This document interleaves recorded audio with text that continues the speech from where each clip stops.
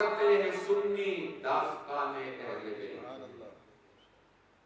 topic assigned, as you may have deduced already, is the household, the Ahlul Bayt of the Holy Prophet sallallahu ta'ala alayhi wa sallam.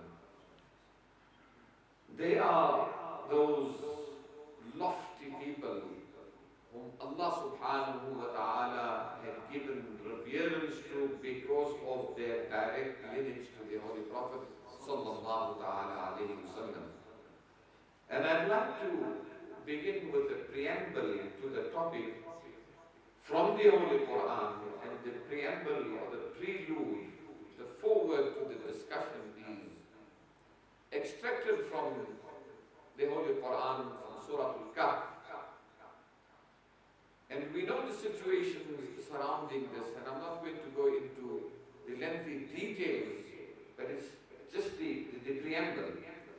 Hazrat Khizr alayhi salatu wassalam and Nabi Musa alayhi, Khizr alayhi salatu wassalam and Nabi Musa alayhi salatu wassalam were on this particular journey, as we know.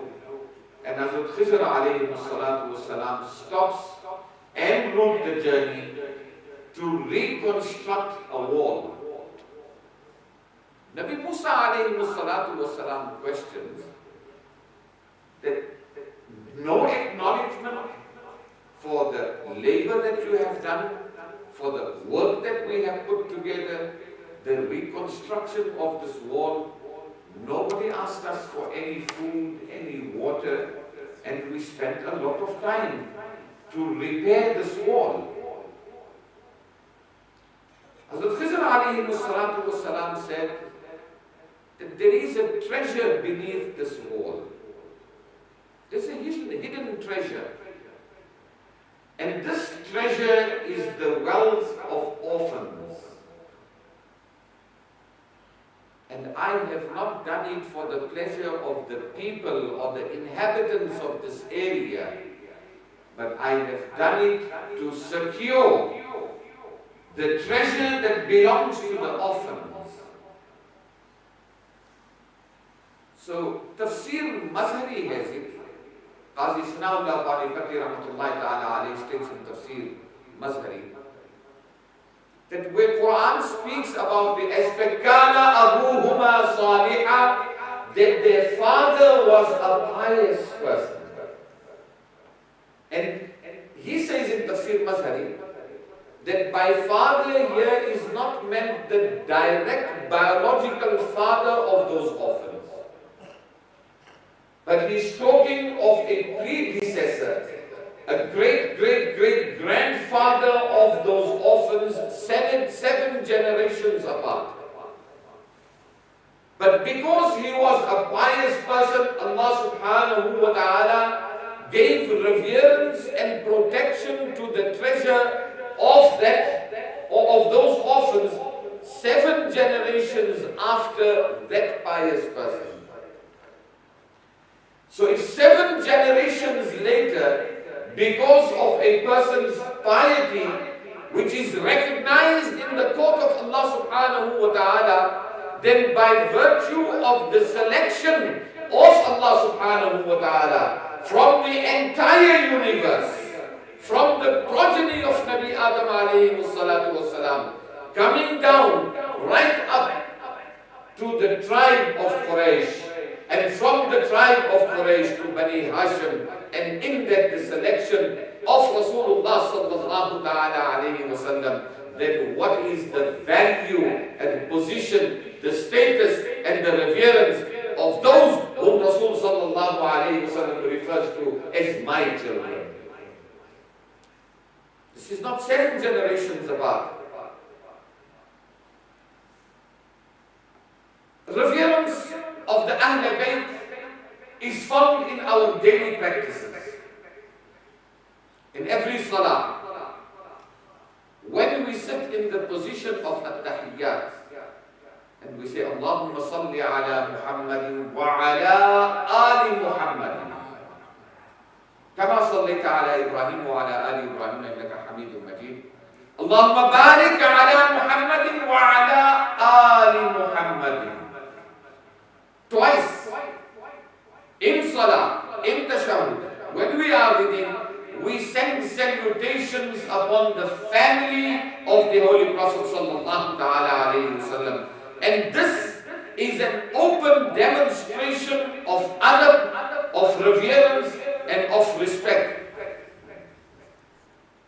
Imam Razi rahmatullahi ta'ala alayhi writes in his volumes of writings, he writes about the etiquettes of a qadi, of a judge. And he says that amongst the etiquettes of that is that if a dispute between father and son comes in the presence of the qazi who is going to rule in the matter, and if the dispute between them, it is found that the son has faulted, then the qazi may say that the son has faulted, he has erred, he is on the wrong. But if the father is found to be guilty, or has been wrong, or has done wrong, or has erred the son in any way, then the qazi should be cautioned and should be cautious in using and choosing his words. Because in the presence of the son, he needs not belittle the father, because the adab and maqam of the father. The qazi would say instead that the son is right and will not utter the words that the father is wrong. But if the son is wrong, he will repeatedly say that the son is wrong, the son is wrong, the son is wrong. But in instances like this, the qazi would say that the son is right and will not say that the father is wrong, for reverence and respect of the father. So when we look at maqam of adab here reveals to us that adab can be found, if we narrate again quickly. Sayyidina Imam Azam, Imam Abu Hanifa radiallahu ta'ala anhu, and we've heard this on several occasions, but just to refresh our memories, that he was involved in a matter of research, and seated around him were his students, and the students were just not ordinary students, they were ulama of standard. They were great ulama. Imam Muhammad, Imam Abu Yusuf were his students. They would sit in front of him, and in the depth of the research, a child would come forward and Imam would stand. Imam Azam, Imam Abu Hanifa radiallahu ta'ala anhu would stand, and he had aged by then, and with his age it would be sometimes difficult for him to stand. And when he appeared once, Imam stood, second time, third time, 4 times, 5 times, and then you obviously understand that someone from amongst the students said, "Oh Imam, why are you doing this? He's a child, they're having a game, the ball comes in this way, he's going to run for the ball, that's his duty, that's his game, and that's what he's going to be doing." Imam says, "If he comes 100 times, I will stand, because he is from the progeny of Rasul sallallahu ta'ala alayhi wa sallam." On an occasion, Sahaba Kiram ridwanullahi ta'ala alayhim ajma'in came,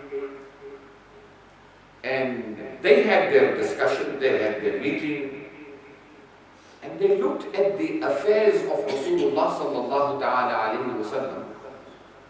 And they said the entire day the Holy Prophet sallallahu alayhi wa sallam spends looking at social affairs, political matters, preparing for battles, preparing for war.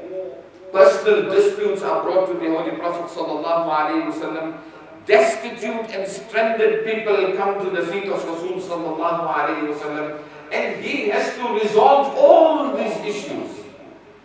And this has a financial implication and a financial burden. And often Rasulullah sallallahu ta'ala alayhi wa sallam would pass this on. Why not we give a sum to Rasulullah sallallahu alayhi wa sallam, so that whenever such a matter comes, and we need to give it with no strings attached, totally, solely only holy by his discretion, sallallahu alayhi wasallam, he will use and utilize that money. And when they had put this together, they now decided that who's going to do the presentation. Sayyidina Ibn Abbas radiallahu ta'ala anhu was asked to perform this task. And when Hazrat Abbas came in the presence of Rasulullah sallallahu alayhi wasallam, and he said that this is what we have decided, and this, Ya Rasulullah sallallahu alayhi wasallam, is for you at your liberty, at your discretion, to use how you want. Rasulullah sallallahu alayhi wasallam had not yet opened his mouth to answer, and Jibreel alayhi salatu wasalam came, and the verse of the Quran was revealed. قُلْ لَا أَسْأَلُكُمْ عَلَيْهِ أَجْرًا. Say, O my beloved sallallahu ta'ala alayhi wasallam, I seek no kind of remuneration from you, no kind or no sort of compensation for the tasks I do, whether it was from Makkah al-Mukarramah to the plains of Taif, to the battle of Uhud and the battles that followed, and to the plains in Madinatul Munawwara. Whatever I had done is for the pleasure of Allah subhanahu wa ta'ala, and for which I seek no kind of remuneration or compensation of any sort. قُلْ لَا أَسْأَلُكُمْ عَلَيْهِ أَجْرًا إِلَّا الْمَوَدَّةَ فِي الْقُرْبَى. Except one thing, that you have reverence and love for my household. That's all I'm asking. Rasulullah sallallahu alayhi wasallam made this abundantly clear. Sayyidina Abbas radiallahu ta'ala anhu then returned. And we can understand from here that Sayyidina Umar in fact took a cue from this particular incident that transpired at that point in time. And Sayyidina Umar, in his reign of Khilafat, this had been settled in the soft corner of the mind of Sayyidina Umar ibn al-Khattab radiallahu ta'ala anhu. And when his Khilafat came into place, then he ensured that the Imam of the Masjid is paid a salary equivalent to the salary of a governor of the time. And the Khatib of the era, the Khatib of the time, would be paid a salary from the treasury greater than the salary that was received by the governor. So in other words, to leave them, to seek knowledge, to enhance their knowledge, to beautify their knowledge, to disseminate their knowledge, to share their knowledge, and to strengthen the iman of those that follow the A'immah and the Khutaba. Unfortunately, in today's time, we're still stuck with the 6,000 and 8,000 rands a month that we pay to our A'immah. Many of us are guilty of it, but be that as it may, we should take a cue from the time of Sayyidina Umar ibn al-Khattab radiallahu ta'ala anhu and see that a standard was made applicable at that point in time. We look further to the Holy Quran, and then there's another verse in the Quran, قُلْ تَعَالَوْا نَدْعُ أَبْنَاءَنَا وَأَبْنَاءَكُمْ وَنِسَاءَنَا وَنِسَاءَكُمْ وَأَنفُسَنَا وَأَنفُسَكُمْ ثُمَّ نَبْتَهِلْ فَنَجْعَلْ لَعْنَةَ اللَّهِ عَلَى الْكَاذِبِينَ. So we can understand from this particular verse that when the Christians came to Rasul sallallahu ta'ala alayhi wasallam, and when matters transcended beyond the ability of a debate, when debate was no longer a feasible point of view at that point in time, then they go beyond the debate. And beyond the debate can be many things. And we've seen our history has full records of this, that our predecessors, our illustrious, pious predecessors also undertook such kind of situations. And they would say that if you think you are right, and I know I am right, then let's walk on fire, and whoever comes on the other side, unharmed, he will be the one on haq.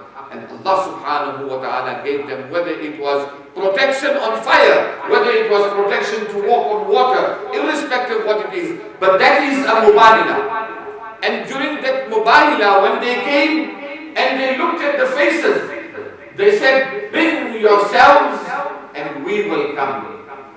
Bring your children and we will bring ours. Bring your wives and we will bring ours. Rasulullah sallallahu ta'ala alayhi wa sallam took with him Sayyidina Ali karramallahu ta'ala wajhahu al-kareem, Sayyida Fatima al-Zahra radiyallahu ta'ala anha, Sayyidina Imam Hassan and Imam Hussein radiyallahu ta'ala anhuma. And when they saw the radiance on the faces of these people, they said, we're not here to withstand any kind of challenge and mubahala from you, because your faces have much more to say, and therefore we retract from this. And this constitutes the Ahlul Bayt. About Sayyidah Fatima radiallahu ta'ala anha, the Holy Prophet sallallahu ta'ala alayhi wa sallam has said that she is the leader of the women in Jannah. And about Sayyidina Imam Hassan and Sayyidina Imam Hussein, Rasulullah sallallahu alayhi wa sallam says that they are the leaders of the youth in Jannah. Sayyida Shabab Ahlul Jannah. And the narrative behind this is that once Sayyidina Huzaifa radiallahu ta'ala anhu was called by his mother, and she asked him, when have you visited the Holy Prophet sallallahu alayhi wa sallam? And they were on the outskirts of Medina al-Munawwara. And they would toil hard during the day, and they would look after their little fields and their little crops, and that would be the means and ways to sustain themselves and to earn for themselves their livelihood.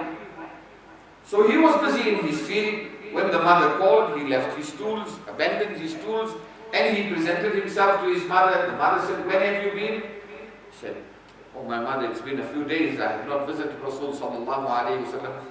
She said, go to him, give him sallallahu alayhi wa sallam my salam, and also tell him to make dua for us sallallahu alayhi wa sallam. He said, I left. It was after Asr time. I left, I came. I led Salatul Maghrib behind Rasulullah sallallahu alayhi wa sallam. I waited for an opportune moment. It didn't come. The time of Salatul Isha came. I performed Salatul Isha with the Holy Prophet sallallahu alayhi wa sallam. I waited for an opportune moment. Rasul sallallahu alayhi wa sallam finished the Salah and left towards the door of Masjid al-Nabawi. As soon as that happened, I went behind Rasulullah sallallahu alayhi wa sallam. And as I was walking behind Rasul sallallahu alayhi wa sallam, without having informed him, at a point Rasulullah sallallahu alayhi wa sallam stopped and said, who is that behind me? Huzaifa, is it you? Rasul sallallahu alayhi wa sallam had no need to turn around to identify who is behind me. And this is not only the one incident. Rasul sallallahu alayhi wa sallam would say to the congregation at large, straighten yourselves and remain straight in your sufuf, for Allah subhanahu wa ta'ala has given me the power and the ability, just as I'm able to see ahead of me, I'm able to see behind me as well. So he said, Huzaifa, is that you? He said, yes. He said, Huzaifa, listen.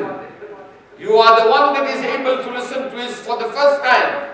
That just now Jibreel alayhi salatu wasalam visited me. And Jibreel alayhi salatu wasalam informed me that Sayyidina Imam Hassan and Imam Hussein radiallahu ta'ala anhuma are the leaders of the youth in Jannah. About the wives of the Holy Prophet sallallahu ta'ala alayhi wa sallam, the Quran categorically states, Azwajuhu ummahatuhum, the mothers, the wives of the Holy Prophet sallallahu ta'ala alayhi wa sallam are the mothers of the believers. When that happens, when that is declared, then we all realize from here that the verse of the Holy Quran is very clear, that hence the departure of Rasul sallallahu ta'ala alayhi wa sallam, physical departure from this mundane world, none is able to marry any of the wives of Rasul sallallahu ta'ala alayhi wasallam because they are ummahatul mu'mineen. They are mothers of the believers. Their nikah remains intact with Rasul sallallahu alayhi wasallam. Their nikah does not break. But when a husband passes away and the wife under normal circumstances after they did, she's able to, and if she wants, she wills, and she is able to get married again. Not the wives of the Holy Prophet sallallahu alaihi wasallam. So the distinction is there that even the wives of Rasul sallallahu alaihi wasallam, they are mothers of the believers, and you cannot make nikah with your mother, and that is clear. So the level, their position, their status, their reverence is high above every other lady that has come on surface earth because they are the wives of the Holy Prophet sallallahu ta'ala alayhi wasallam. As far as the offspring of Rasul sallallahu ta'ala alayhi wasallam, under normal circumstances, every person's offspring continues from the male offspring.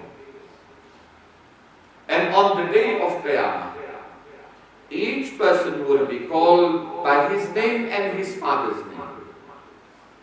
Rasulullah sallallahu ta'ala alayhi wa sallam said, my progeny will continue from Fatima al-Zahra radiallahu ta'ala anha.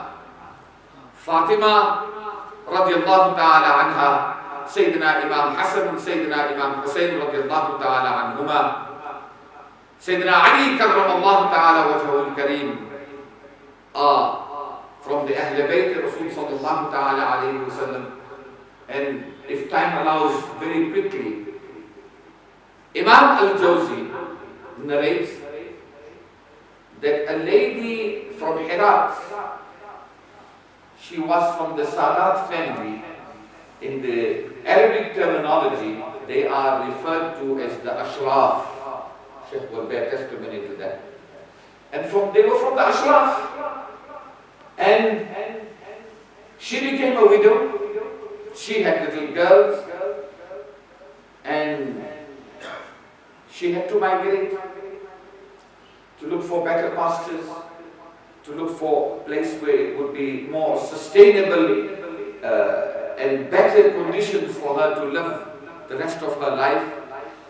So she traveled from Iraq to Samarkand, and when she arrived in Samarkand, she found out that if there is anyone that is from the Umara, from the rich, from the wealthy people, who are able to give her any kind of assistance, and she was told, yes, two known names are here. One is a Muslim leader who is very generous and has a lot of wealth as well. And because he has that amount of wealth, he is able to spend from his wealth. And there's another one, and that is, he belongs to the clan of fire worshippers. And from the fire worshippers, he is a very wealthy person, and he is also very generous. So she said to herself, I have no business with the fire worshippers. I am from the lineage of Rasulullah sallallahu ta'ala alayhi wa sallam. I will first go to the Muslim person. And when he went there, when she went there, knocked on the door, put her case forward and said that I am from the progeny of Rasul sallallahu alayhi wa sallam.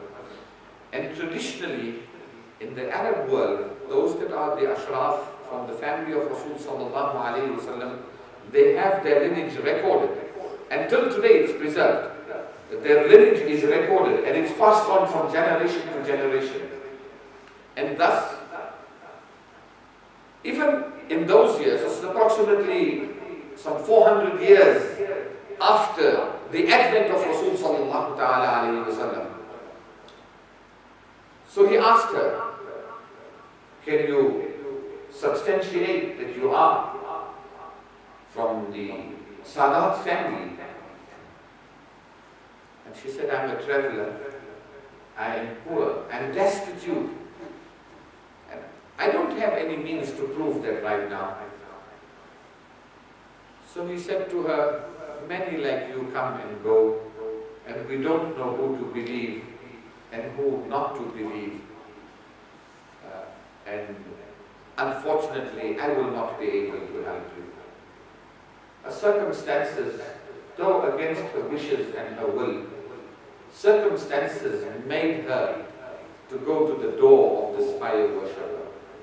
And when she knocked at this door and he came out and he asked her, and she said, before I go any further, I've already learned about you, that you are a fire worshipper, but I am in lineage a daughter to Rasul sallallahu alayhi wa sallam. I'm destitute, I'm poor, I'm beggarly. I've been walking around trying to find and locate you and the other person. And I have left my 2 girls at a particular place. And I need refuge. I need a place to stay. I need food. It's cold. I need shelter. He went inside and emerged with his wife and instructed his wife, go with this lady, fetch her children, and come back immediately. Gave her a quarters, gave her a space to stay the night, gave them clothes, fed them, made them warm. During the course of the night, the wealthy Muslim person had a dream. And in the dream, he had the honor of seeing Rasulullah sallallahu ta'ala alayhi wa sallam. And he was walking in Jannah. Rasulullah sallallahu alayhi wa sallam stopped outside a mansion. And he stopped as well. Rasulullah sallallahu alayhi wa sallam looked at the mansion, looked at him, and he asked, Ya Rasulullah, whose mansion is this? He said, it belongs to a Muslim.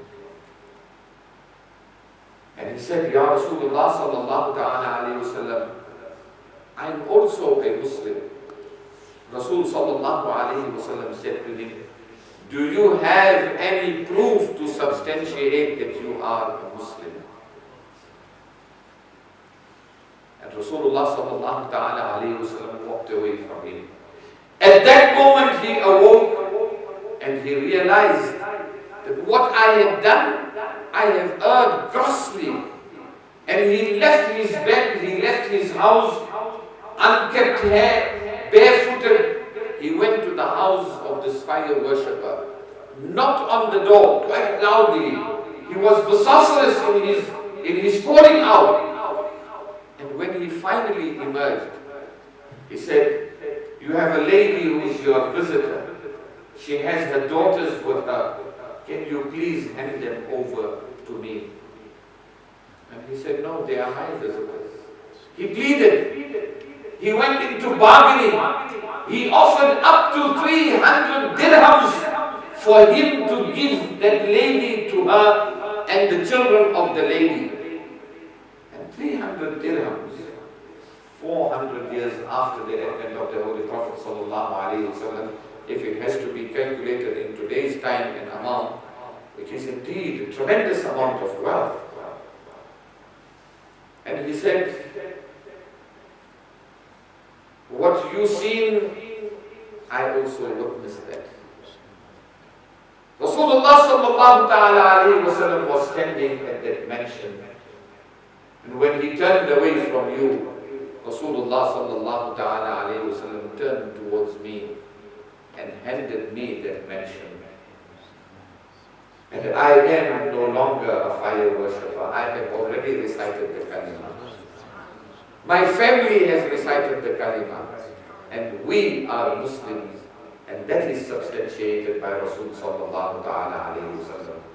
So the value, the worth, the reverence, the loftiness and the greatness, if this is the position of a lady whose lineage is from Rasul sallallahu ta'ala alayhi wa sallam, then what is the maqam of other respect of the direct household of Rasul sallallahu ta'ala alayhi wa sallam, that he says, this is my Ahlul Bayt, and hold up to my Ahlul Bayt and you will not go astray. What is their worth? What is their value?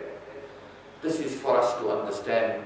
May Allah subhanahu wa ta'ala instill in our hearts more and more deep love for the family of Rasul sallallahu ta'ala alayhi wa sallam. May we follow and tread in their footsteps. If we can look at their lives, if their lifestyles, their pattern of life and their living standards and ways, we will put everything that we have at the feet of the household of Rasul sallallahu ta'ala alayhi wa sallam, just to ensure that we have their company in the hereafter. May Allah make it a reality, a possibility for us, inshaAllah. Tomorrow night we will dedicate the discussion to the leader of the women of Jannah, Sayyidah Fatima al-Zahra radiallahu ta'ala anha. Inshallah, as you all are aware that this is a very intense topic and a lot has not been covered.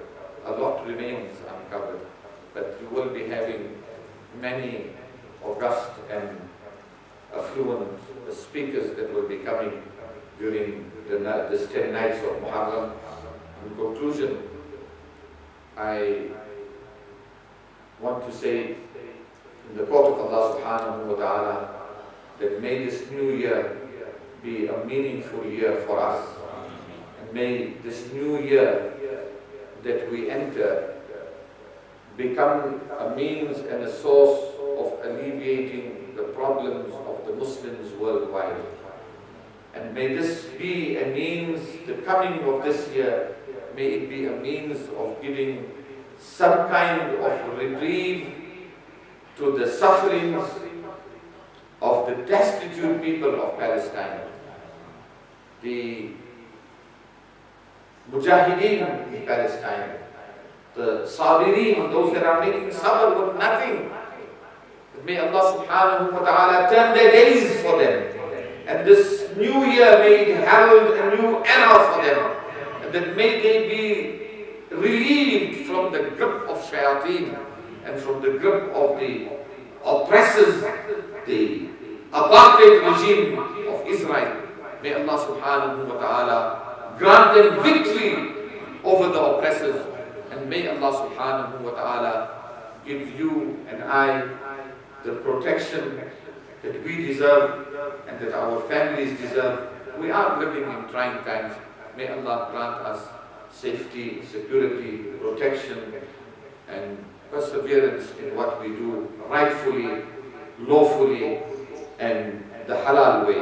Wassalamu alaikum wa rahmatullahi wa barakatuh.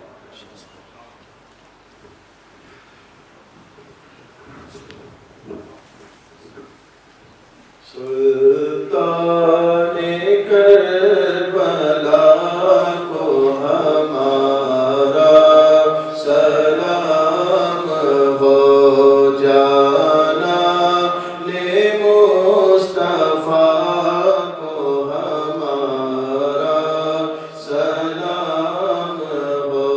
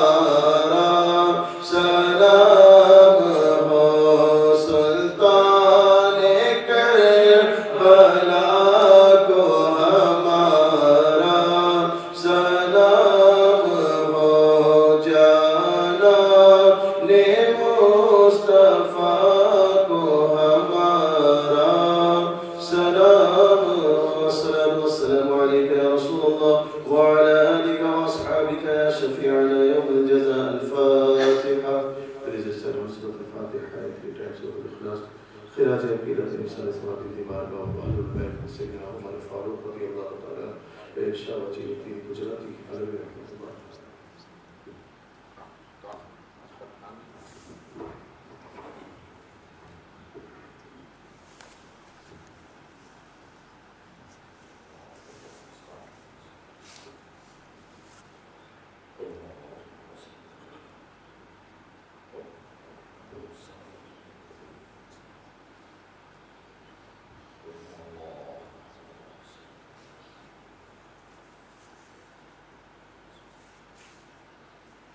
اللهم اوصل وبلغ صواب ما قرانا من القران بنيتي وبنيتنا على سيدنا وسندنا وحبيبنا وشفيعنا ومولانا محمد صلى الله تعالى عليه وسلم والى ارواح الشهداء كربلاء. اللهم صل وسلم وبارك على سيدنا ونبينا وكريمنا ومولانا محمد وعلى اله واصحابه اجمعين. اللهم ربنا اتمم لنا نورنا واغفر لنا انك على كل شيء قدير. اللهم يسر لنا امورنا مع الراحه لقلوبنا وابداننا والسلامة والعافية في ديننا ودنيانا. اللهم ثبتنا على الإيمان وأمتنا على الإيمان واحشرنا يوم القيامة مع الإيمان بحرمة القرآن وبحرمة النبي آخر الزمان وبحرمة إن الله وملائكته يصلون على النبي يا أيها الذين آمنوا صلوا عليه وسلموا تسليما. اللهم صل على سيدنا ونبينا مولانا محمد وعلى آله وصحبه أجمعين برحمتك يا أرحم الراحمين والحمد لله رب العالمين.